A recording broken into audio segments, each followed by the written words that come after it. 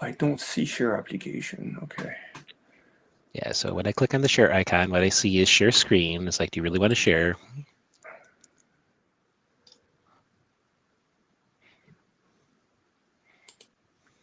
It's like you were sharing earlier. Okay, we're incoming share screen. What browser are you using? I'm on Safari. That's your problem. For whatever reason, at least as of the last IETF, you couldn't share anything other than your full screen with Safari. Okay, let me, gosh, okay. And if you're using, so I think that both Chrome and Firefox are known to work well. You do end up having to enable the allow screen recording or something like that in the security part of the settings, which then requires you to restart the browser also. Okay, do you guys see what I'm sharing now? Yep. Yeah. If you maximize that, it should be fine. Okay. Icon at the bottom right of the screen. It looks like a little plugin thing. To your left. Nope, slide to your left. Keep going. One of those two. There you go. So that's normal, slide sorter. I think the next one over is the full size. So 2 icons to the right. No. No, not the slider. There are four buttons there. What? Yeah, the slideshow one. Left to the slider. Oops.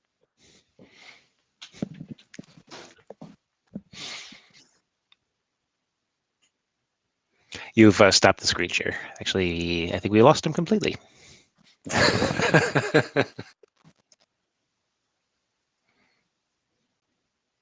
Tired of the backseat driving. Well, I will look for the chair slides just in case I have to do the projection.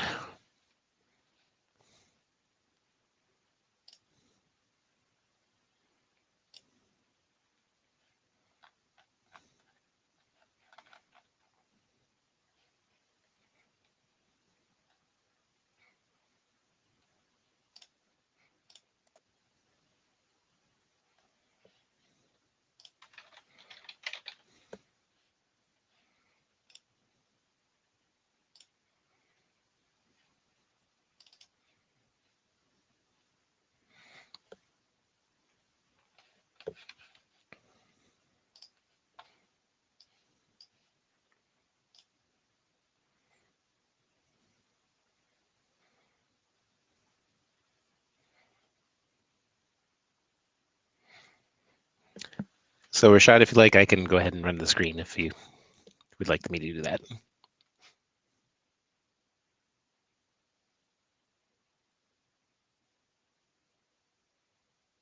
And by the way, you're still on mute.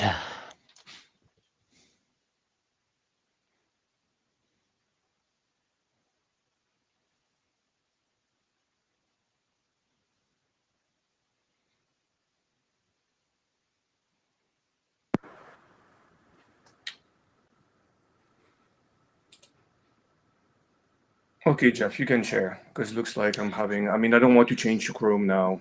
Okay, in the middle. So I'll take notes. Okay, that'll work.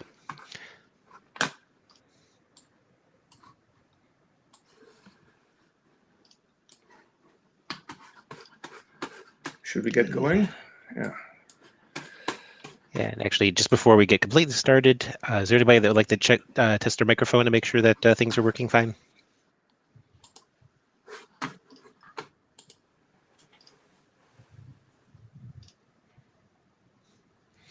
Greg, I know we've heard you recently. We heard from Mahesh.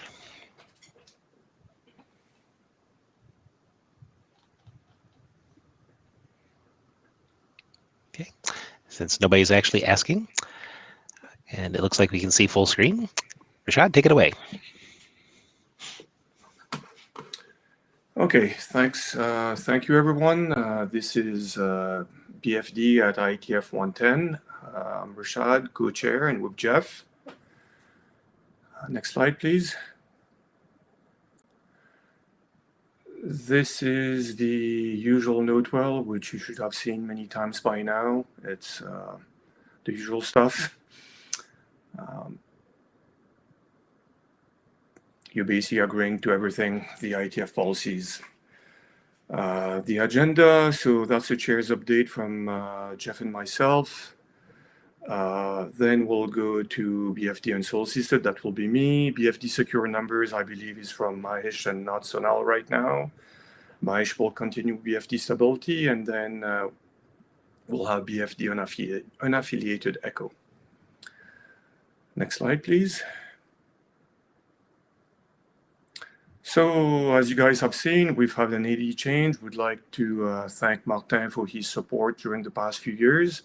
And welcome to John, who's our new AD. John, would you like to say a few words, how your love of BFD started from childhood or something along those lines?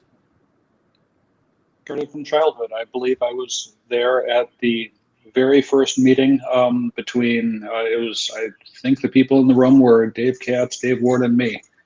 But it's you guys' baby now, appropriately so, and I'm looking forward to working with you. Thank you.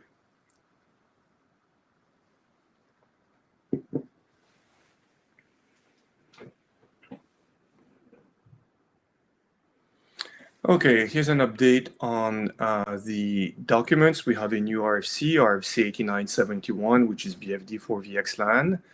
Would like to thank everybody who contributed, reviewed, the authors, and a special thanks to Greg for pushing it over the finish line, which is always a tough job. BFD for large packets. There's been discussions. There's been that was in working group last call. There's been a more recent draft regarding how to, I don't know if you guys remember, but BFD, large packets allows you to have large packets to detect MTU issues, but it doesn't address procedures to alter the BFD padding size, and that draft BFD padding alteration describes procedures to do so. The authors have decided to merge documents together. That's a good idea. And I guess we're basically waiting for a new revision of the document. Yep, and very quickly, that is my near-term queue after IETF is finished. Yeah, thank you. BFD Yang document, it's been a while. We've had to send diffs to the RFC editor due to a change in one of the modules it depends on, the T's Yang TE. That document has been in misref for close to 3 years now. I haven't checked what are the state of the other documents. I mean, the ones it depends on, so I don't have a good idea what a potential ETA would be. So a quick point on this one. It was mentioned in one of the other meetings this week. I have to pull my notes to exactly which one. I think it was in the chat, that one of the options we could consider doing to maybe move things forward is to take the document back from the RFC editor and split out the MPLS component and ship it without the MPLS component in the main document and do a second document with the MPLS. I'm not saying this is a good or bad idea. It is just potentially an option for the working group if we care to get ourselves unstuck from MPLS, or alternatively, we ask our ADs to lean on the MPLS group to finish their work. Hello, Jeff.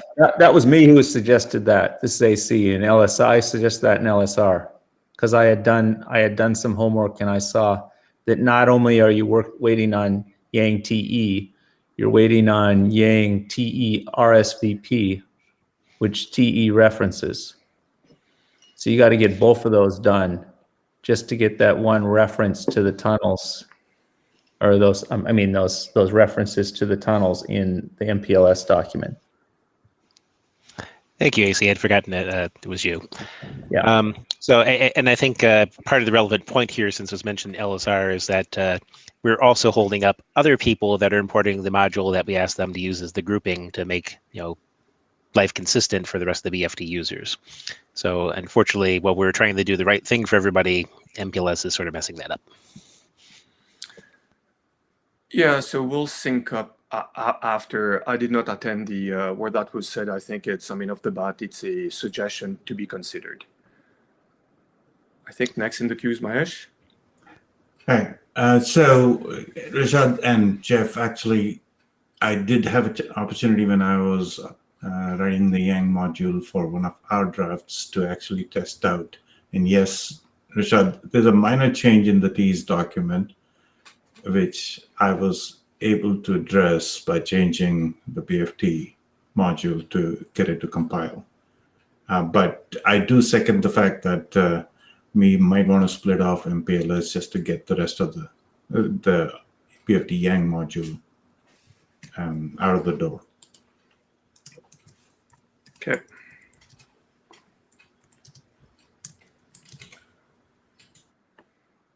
Sorry about that. Yeah, I'll just add, I would hold, it's holding up OSPF, ISIS, and PIM at least. Okay.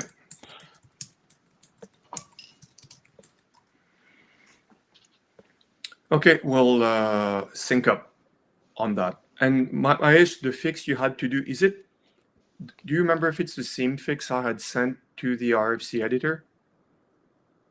Or should we sync up on that? Yeah, I don't remember exactly what you changed. I think it's one of the plurals and one of yes, there was one thing for LSPs versus LSP from what I remember. Right. Okay. BFD unsolicited, it's expired recently. We need a new revision. There's going to be a quick update immediately after. The BFD authentication docs, there's been updates recently based on the comments from the Shepherd. We should be done working group last call soon. There's going to be an update on 2 of the documents after. I think it's fairly minor stuff left. Well, the document has come a long way. I think we're close to being there. Yes, Greg?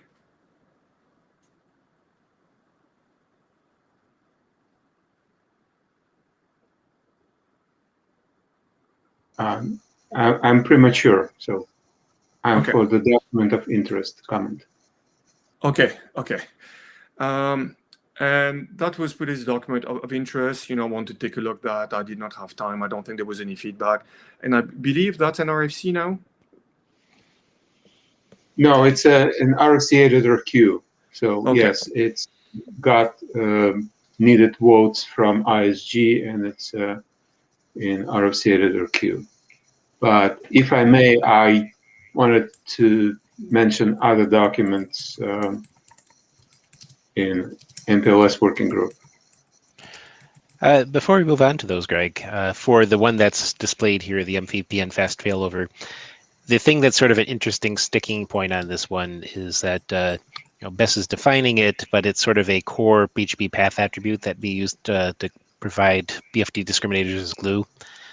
So that's one of the hold-up points. It didn't get the wider review even in IDR, and I think it hasn't hit my queue as a new IDR chair yet, but John may have a better sense of what it was last status-wise.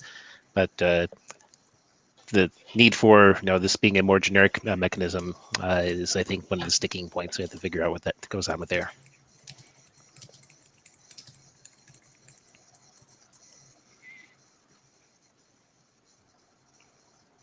Matthew, did you want to respond to that point, or did you want to allow?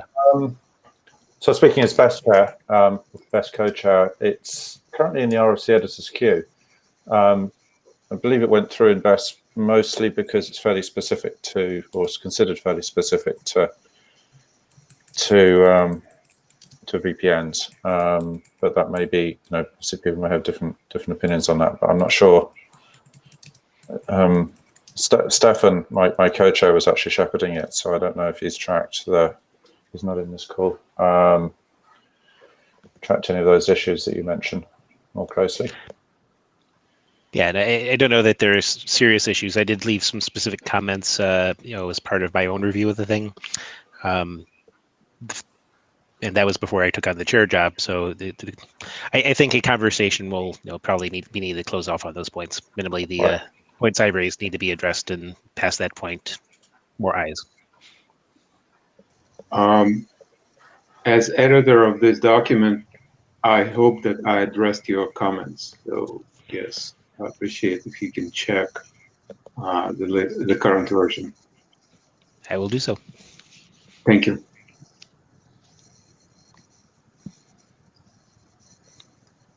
So my interruption being done, Greg, you said you had further documents to bring to attention? Yes. So there is one MPLS working group document. It's BFD directed for traffic engineering environment or path engineered environments. What it does, it extends MPLS LSP ping that can direct their reverse path for their BFD session or path for the reverse direction of BFD session to this specific LSP path. This document been stuck for a while, and I will appreciate their BFD community to look at it and share comments on BFD and MPLS working group documents mailing list. In addition, there is a document, it's individual draft, not working group document. It's on MPLS encapsulation for point to multi-point BFD sessions and how to handle it for active tails and just regular. Okay, that's all. Thank you. And Greg, so that last one you said, the MPLS encapsulations point to multi-point, in what working group is it? MPLS working group. MPLS working group, okay. And you mentioned the previous one, the BFD OK directed is stuck. In what it's stuck in what state now, and for what reason? Okay, it had routing directorate review. There were some comments, the technical comments. I believe that these technical comments have been addressed, but the reviewer believes otherwise, and we're kind of stuck in our own opinions. MPLS working group seems ambivalent to that. So I hope that I know I recall that Jeff looked at this draft and shared his expert opinion on working group chair, but I don't think that it really was accepted because it was not on the mailing list. It was a small group discussing. So if somebody or some experts from the group can share their opinion on MPLS mailing list, whether it's useful, whether it's a reasonable solution, I will greatly appreciate that. Okay, thank you. Next slide, please. Are we done? Or...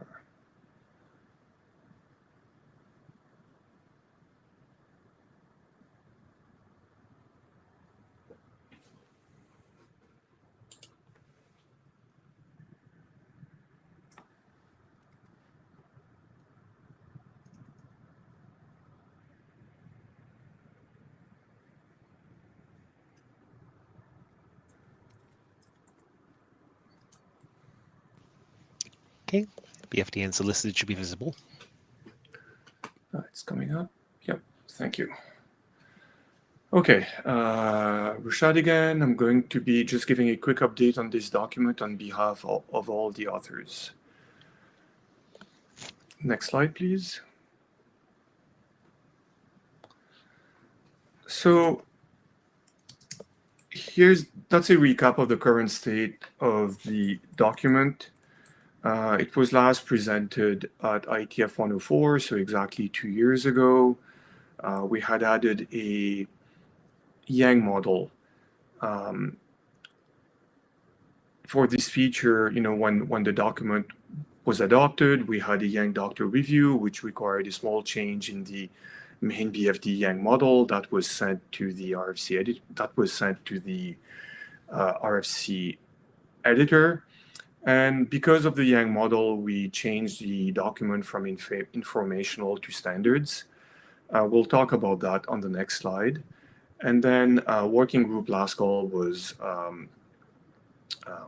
requested last August. Next slide, please.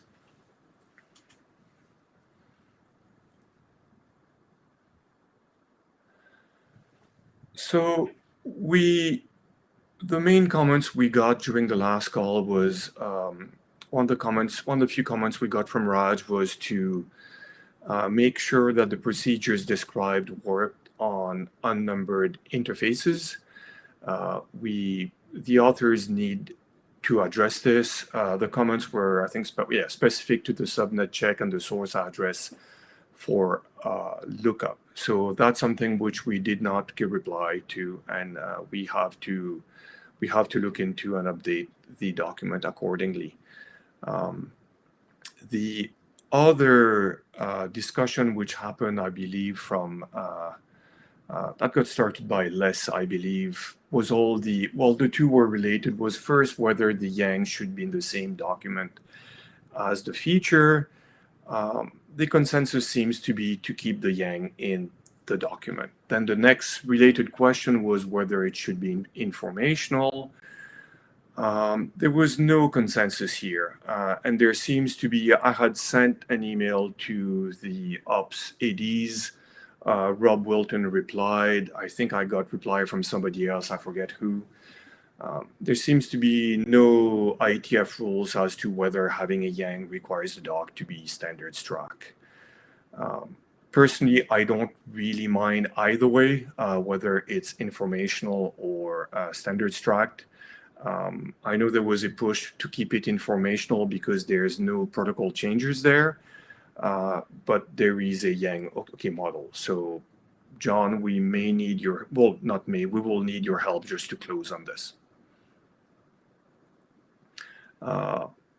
And also got comments from Greg. There were some clarifications. So one of the reasons, for informational purposes, one of the reasons this document stalled was 3 of the 4 authors changed jobs in the past year or so. So we need to get back to it. Next slide, please. Yeah, we need to address the comments from the BFD working group and move ahead with it. But the main thing, from a non-technical viewpoint, is we need to address the standards track versus informational. Yep. And thankfully, this document is literally at the last gates. It's ready to be published once those are dealt with. John, you had a comment? For me to be educated about the standards track versus informational, I have a question, which is, what's the downside of moving it forward as standards track from your perspective? Because that would appear to address the ambiguity by making it moot. If you'd rather take it to a side conversation, that's perfectly fine. I think the general consensus from the working group is they're ambivalent about what the actual status of this is. Originally, without the Yang module, there is absolutely no protocol change. This is more about here's how you use existing mechanisms, mostly via configuration and that sort of thing. So that was the really reason to have it informational. And the ambiguity is strictly what does having a Yang module inside of your document do to things? The question effectively devolves down to we're polluting the IETF namespace for modules by putting our stuff in there. and IETF effectively has to manage that. So while we're not changing BFD, we're changing the Yang tree that IETF as a whole manages. So I think that's really what the question devolves to. It doesn't hurt us to have it as standards track, and I think we just need a declaration. Right. Yeah, I get the reason why the BFD may pull standards track in with it. I'm just trying to understand why the working group wouldn't just say, okay, fine, standards track. But as I said, we can take it offline.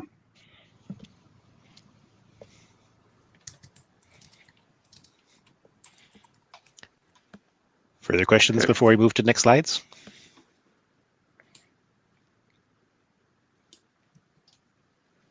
Okay, secure sequence numbers will be up next as soon as I find it.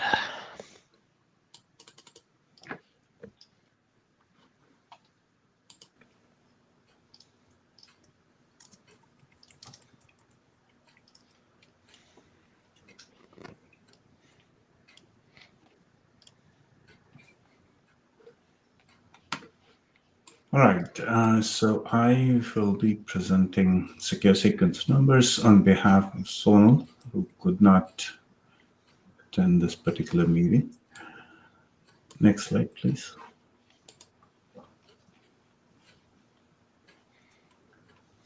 So as Rishad mentioned in the chair status, we've been going through trying to address it says addressed. Now, I think there's still a couple of minor comments still left, which I think we will address in the next revision.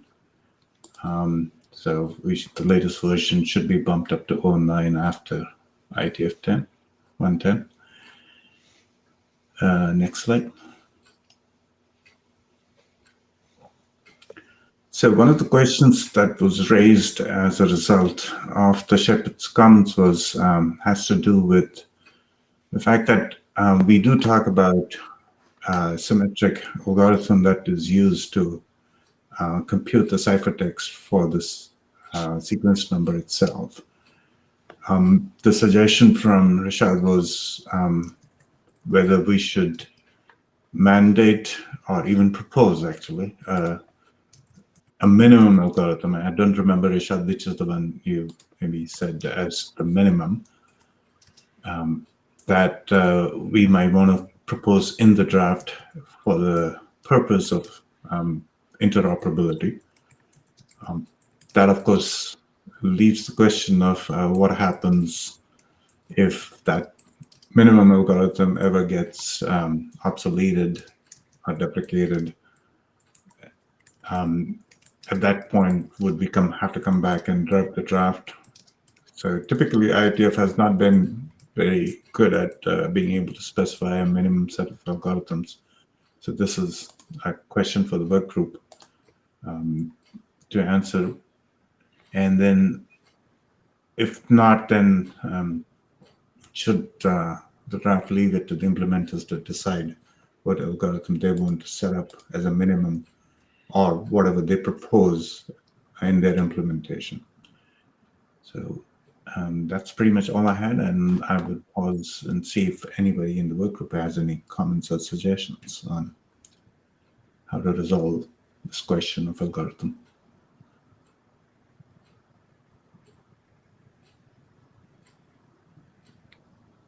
Personal opinion, you mentioned that, and you're correct that this is usually not done, the suggesting algorithms for the reason. So I think if this is something which is not done for the reasons you mentioned, we should probably go along the same lines. Okay. See John. John? I was a little thrown off when Mahesh, you said that you might put an algorithm into the document for interoperability reasons. Isn't the sequence number a local matter? When you say local matter, meaning in terms of how you secure the sequence number? How you generate it? Yeah, that is local. The question is if, as part of this draft proposal, if you're trying to secure it by using a symmetric algorithm then both ends have to agree on that algorithm. Oh, okay. Yeah, thank you. Sorry. And Mahesh, remind me, didn't we have a conversation originally with Ellen Deacock that had recommended a specific algorithm that is extremely low CPU use that's a good fit for this? You know, I must be missing or forgetting something, so probably will need. Okay, let's take that back.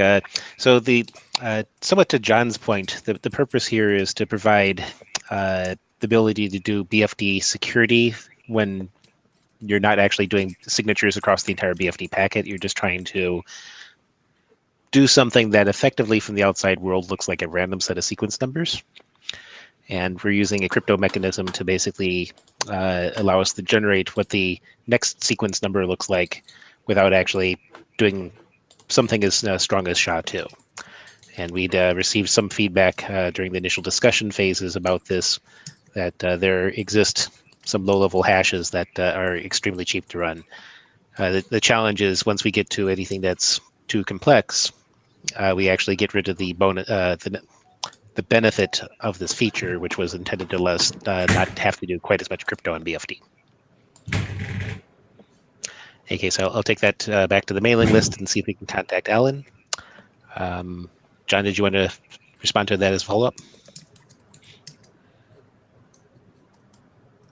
Better be in line. AC?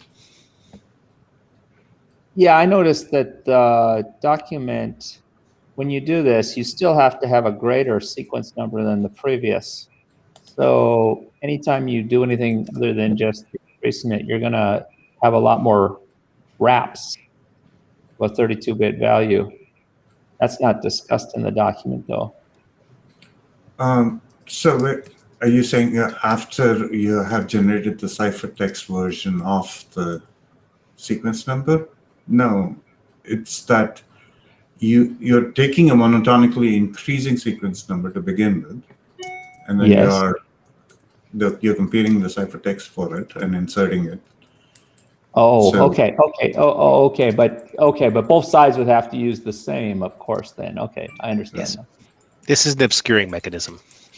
Yeah.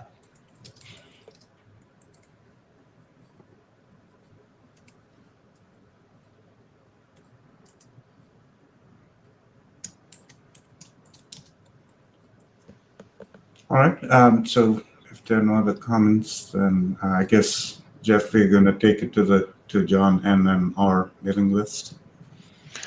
Yep, we'll take it back. And again, the challenge is we don't want to use any ciphers that actually make it more expensive than solving BFD signatures at speed anyway. So, got to go back to there. If there's nothing further, the next scheduled presentation is BFD stability.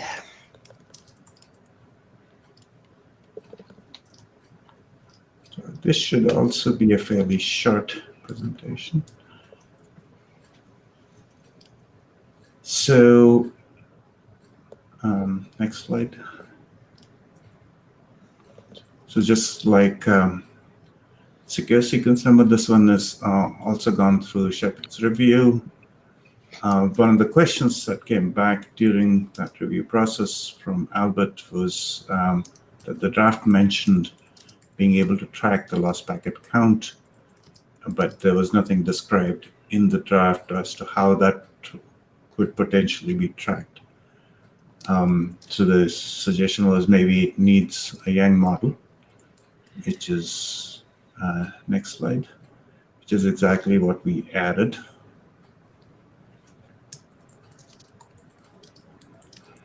So it essentially extends the IETF Yang model to add IETF BFD stability. It augments it for each one of the potential uses of BFD. In this case, what you're seeing is an example for a single hop IP BFD, where it's adding a lost packet count. A fairly small Yang module, but it does require, I guess now, a Yang doctor's review, which I think Rishad has already initiated. And it also necessitated an update to the INA consideration section and the security consideration section. So those were the changes for this particular draft. Any questions? I took a look, but I don't remember. Is there a feature defined for this counter, or is it? I'm not saying we have to. I'm just curious. Well, good point. It's the only thing that is there in the Yang module. So either you implement the Yang module and you have the capability, or I guess you don't. Okay. Okay. Question, even so, wouldn't you want to see this in your netconf hello to know that the module is present?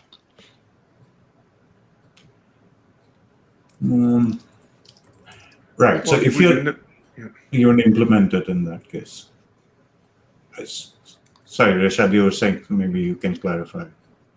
Well, sorry, I didn't mean to interrupt. I was just saying, I mean, if you don't support, I think what you were implying, Mahesh, was if you don't support this, then you don't, there's one counter. So if you don't implement this, that module would not be in the Yang library and all that, right? And whereas if you do, it's the only counter. That's what you were implying? That is correct. Okay. Okay. The Yang library considerations were the ones I wasn't thinking of. Thank you.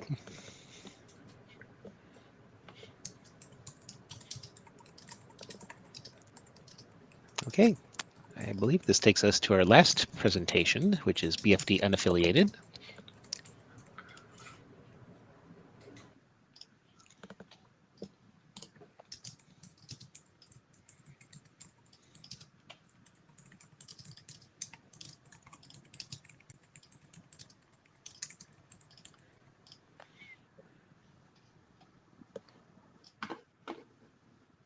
Okay.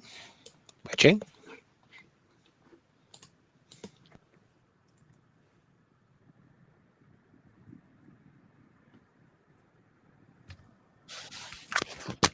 Hello, could you hear me? Yes.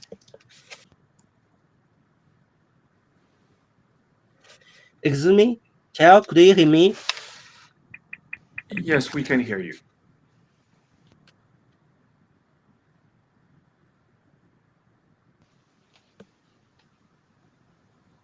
So next page.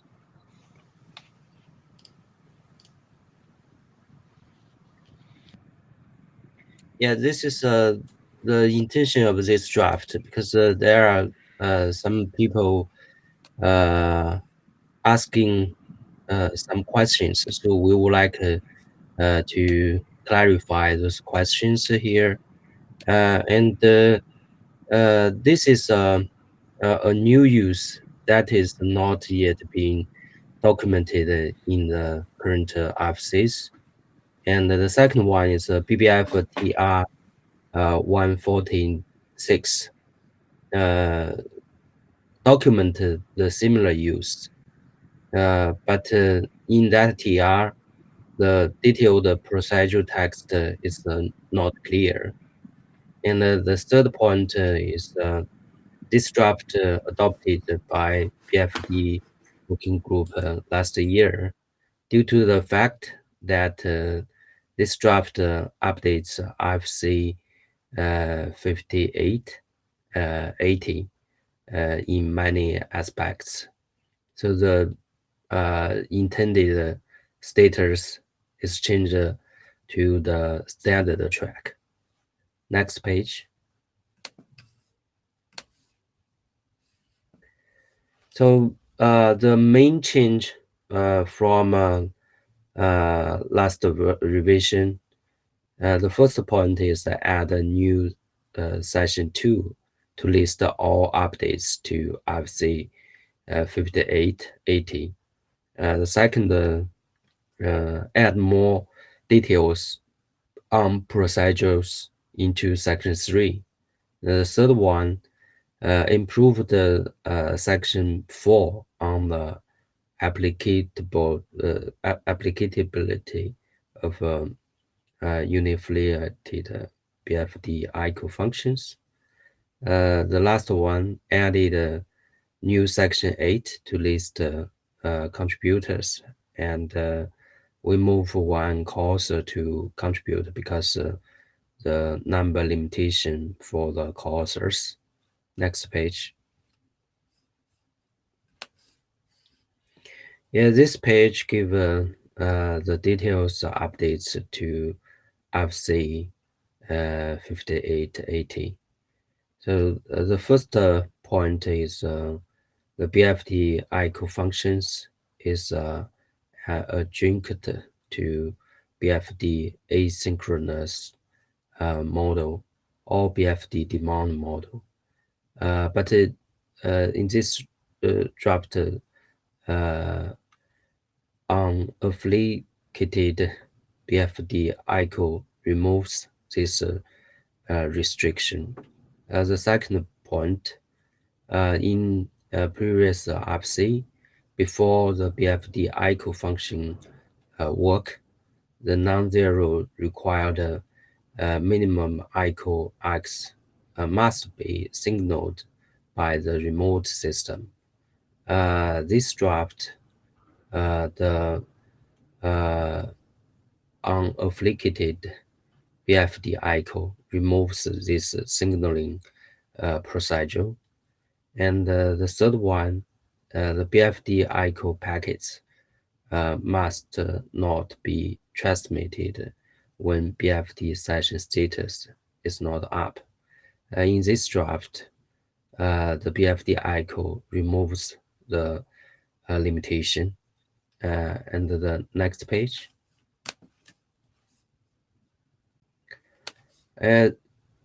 This page, this slide gives a detailed procedure in this draft.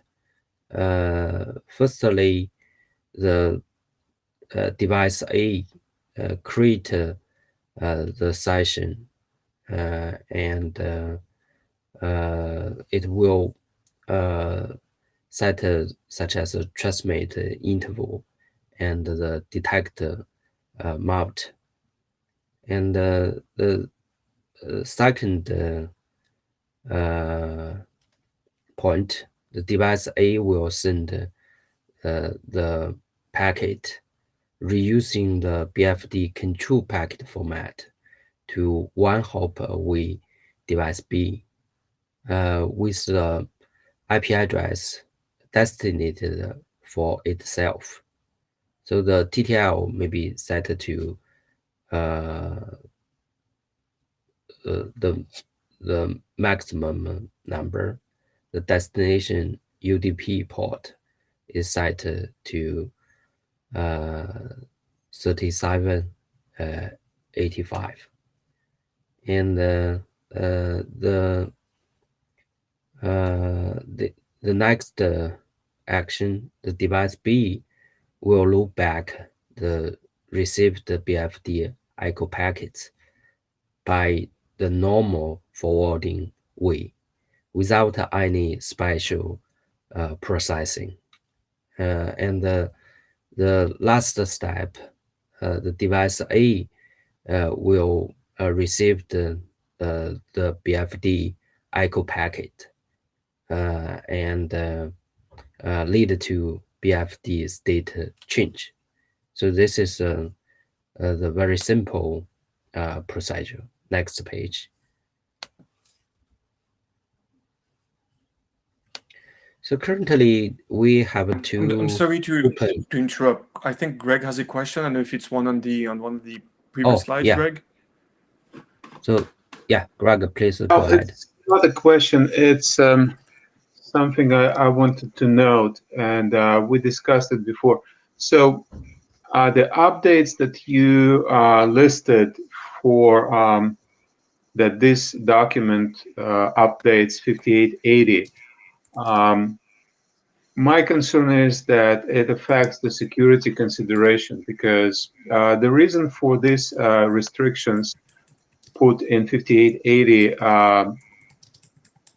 to use echo function was for the remote end to be able to either regulate the rate of echo packets transmitted to it, or even not to accept them at all. So, for example, by setting this value to 0, it indicates that the remote peer doesn't want to receive any echo packet. So removing this and allowing to start transmitting echo packets without reaching the up state during the normal poll sequence creates an opportunity for anybody to start sending at any rate packets to their system, BFD system, that cannot handle it. Mm-hmm. Yeah, understand. So maybe we need to add some note to describe the risk, right? Yeah. And to the procedure, so you probably didn't include in the slide that in order to use returned packets, your discriminator and progress the status to up, these fields has to be initialized by the sender itself. Oh, yes. So basically, the sender has to set the status to up and send your discriminator to the locally assigned associated with this BFD session discriminator value. So thus, on the receipt of this packet, it would be able to proceed as you describe it. Yeah, so thank you point out it.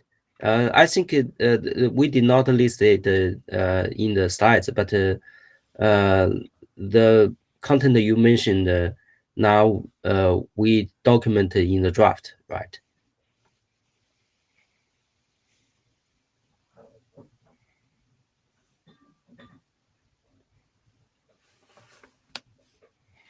Okay. Okay. AC, you had a question? Yeah, Dear Chair, just a quick one.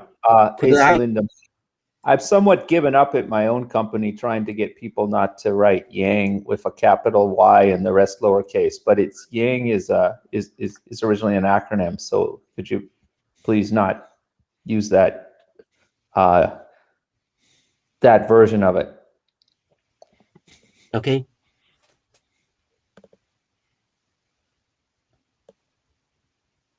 Mark? Up comments regarding to Greg's comments.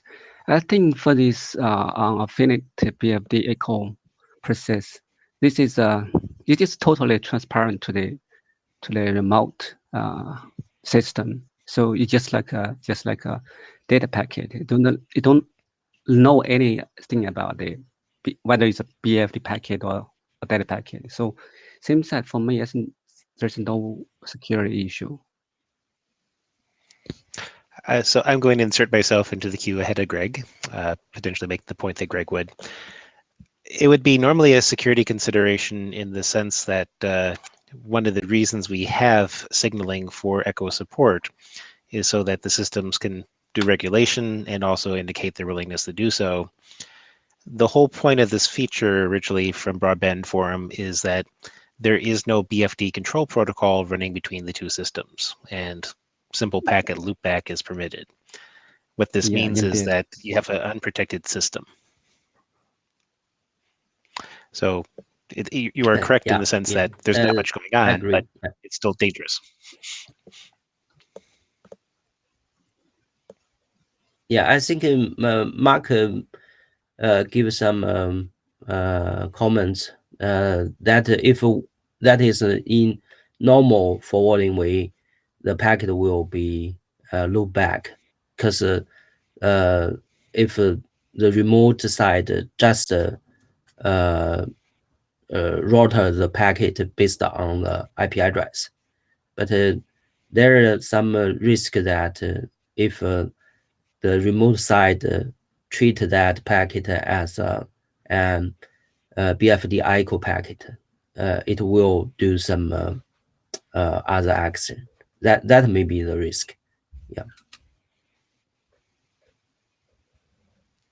Yeah, in security terminology, this would be considered a reflection attack. So that is the thing that the security considerations will need to discuss.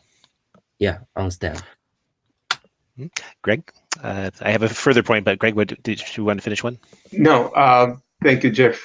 It was very. One small note I wanted to mention in regard to the reference to BDF document. I discussed it with their BDF, and they're not really proud of this document and what is written there in regard to BFD. So they're not going to revisit it, but they're not advertise it and not really supportive of what's in the document in regard to BFD echo function. Well, that is good to know. It also means that they will be happy if we clean this up for them. Yes, if we can provide some foundation, I don't think that there will be any effort to revisit their TR 146, but yes, they would appreciate if we provide more strict technical ground for this mode. So, Greg, just to clarify, they're not proud of their document. You're not referring to this. No. I'm referring to TR 146 in the part that discusses BFD echo function use. Okay. Thank you. And make one last point and then return the presentation back. Using your own slide, one of the discussion points that will need to be in the document is that by entering one of the down or init states, that normally implies that the BFD async mechanism is running and will be generating packets. So part of our procedure changes that need to be in here is that we're allowed to be in the down state without transmitting packets. And I'll take that comment also to the mailing list. Yeah, thank you very much. So could I go ahead for the open issues? Please. Yeah. So yeah, there are still two issues open. If possible, we hope to have some discussion here. The first issue is that current version, in order to reuse the both FD state machine and the demultiplexing key, which will simplify the implementation. So in this draft, the BFD ICO packet reuse the BFD control packet format. So we would like to know, is there some other proposal? And the second open issue is that I think at the beginning, we talked about the BFD model. And if possible, we hope this the mechanism in this draft can be BFD model also. So if we decide to handle the BFD model draft further, I think we can consider this point in also. Thank you.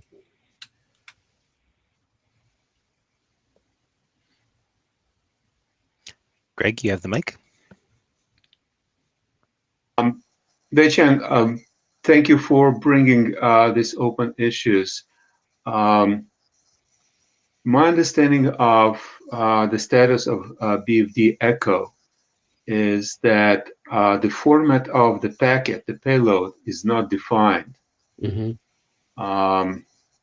So, and that's the question to authors of this document and to the group itself. So if in this document is defined that it uses their BFD control message format, would that be interpreted as in all other applications of BFD echo, they must use BFD control message format? Mm-hmm. Okay, Okay. so Okay. that's something that we need to consider, the impact of decision made in this document on all other applications of BFD echo. Okay. Thank you very much. So as individual, I would say we need to clarify that if we do use the BFD control packet format for this, it's only for the unaffiliated, and all the other uses of echo existing ones don't change. Yeah. And similarly speaking is, Greg, please. No, I'll wait. Also, as an individual, my employer is doing something very similar to this. They did choose to use some portion of BFD echo packet processing because they already had code for doing so. That said, I'm not clear whether or not we have to specify the contents here. One thing maybe for the authors to consider is, do you really need to specify the contents? And if you do, one of your options is that you can make it an option rather than, this is the mandatory implementation. This is, after all, a local feature. Yeah, I think we can do it. We can provide a proposal to working group after the meeting, and let's see the.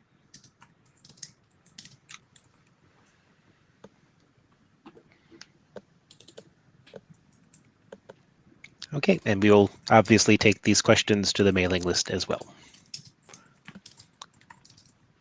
Thank you. So next type, I think we need more reviews and comments, and we've got quite a lot feedback and comments just now. I think we will revise this draft to resolve those comments, as well as some further action will be taken after the meeting. And then we would like to ask for working group last call. Thank you.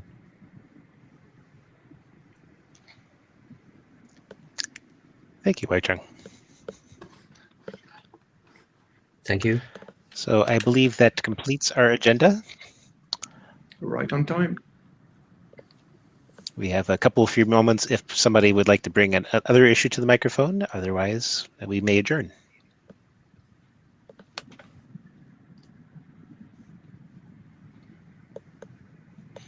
Give it a few seconds to see if anybody wants to raise something.